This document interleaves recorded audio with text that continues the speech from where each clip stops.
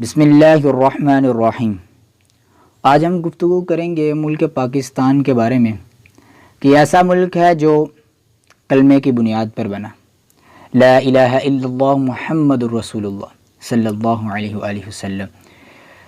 کہ پاکستان کا قیام کب وجود میں آیا؟ برطانیہ سے آزادی 14 اگست 1947 کو ہوئی۔ قائد اعظم محمد علی جناح کو پہلا گورنر جنرل منتخب کیا گیا۔ آزادی کی جدوجہد میں مسلمانوں نے تحریک پاکستان کے ذریعے کی، جس میں مسلمانوں کی جداگانہ قومی شناخت اور مذہبی آزادی شامل تھی۔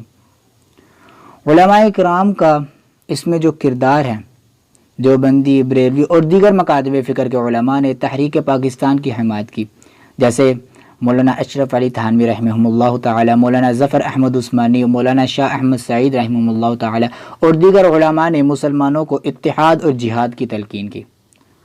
علماء نے مذہبی نظریات سے مسلمانوں کو بیدار کیا اور مذہب کے تحفظ کی خاطر پاکستان کے قیام کا مقصد سمجھایا کہ کیا مقصد ہے پاکستان کے بننے کا۔ علماء نے یہ لوگوں کو ذہن کے اندر ڈال دیا کہ پاکستان جو بنا ہے یہ کلمے کی بنیاد پر بنا ہے۔ اب تیسری بات یہ ہے کہ پاکستان کے بننے میں جو مشکلات پیش آئی، اس کے تقسیم کے وقت جو تشدد، مہاجرین کی بڑی ہجرت، قتل و غارت اور انسانی المیے پیش آئے، مالی، دفاعی اور انتظامی وسائل کی کمی تھی، مگر پنجاب اور بنگال کی تقسیم نے معاشی بحران پیدا کیے۔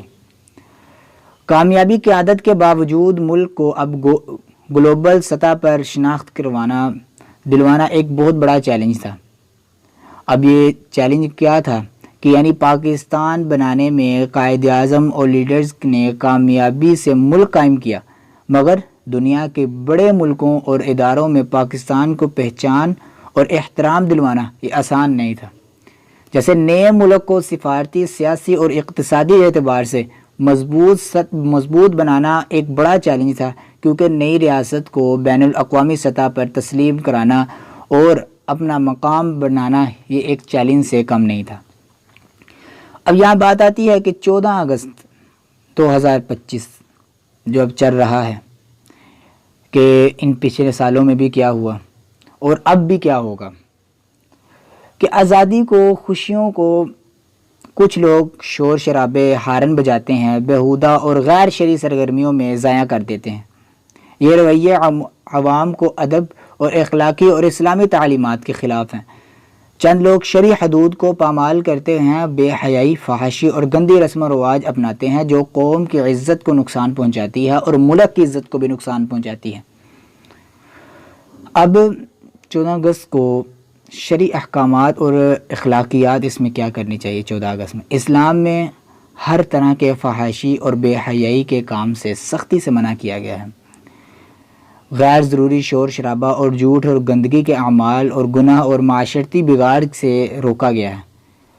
جناب محمد مصطفیٰ صلی اللہ علیہ وآلہ وسلم نے فرمایا کہ مسلمان وہ ہے کہ جس کے ہاتھ اور زبان سے دوسرے مسلمان محفوظ رہیں، اور علماء کرام نے آزادی کی قدر کرتے ہوئے عوام کو دفاع اور فساد، تہذیب اور اخلاقیات پر عمل کی تلقین کی اور بارہا کر رہے ہیں کہ 14 اگست جو پاکستان کی آزادی کا دن ہے، ان دنوں میں اخلاق کے ساتھ، بلکہ جو لوگ شہید ہوئے ہیں ان کے لیے نوافل پڑھ کر دعا کی جائے اور اپنے ملک کے وسائل کے لیے دعا کی جائے، بلکہ اس کے برعکس ہوتا ہے کہ ان کے لیے دعا کی بجائے ہم ہارن بجاتے ہیں، شور شرابہ کرتے ہیں، موٹر سائیکل کے سلنسر اتار لیتے ہیں، کہ جس کی وجہ سے لوگ اگر بیمار ہیں گھر میں تو باہر سے اگر بائک گزری ہے تو لوگ بیزار ہوتے ہیں آپ سے۔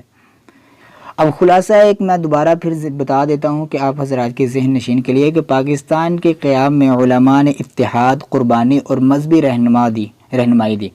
مشکلات کے باوجود یہ ملک قائم ہوا۔ آج کے دور میں آزادی کی قدر کرتے ہوئے اسلامی تعلیمات کی روشنی میں اخلاقی ضوابط پر عمل کرنا ضروری ہے تاکہ فتنہ فساد سے بچا جا سکے۔ جزاک اللہ خیر۔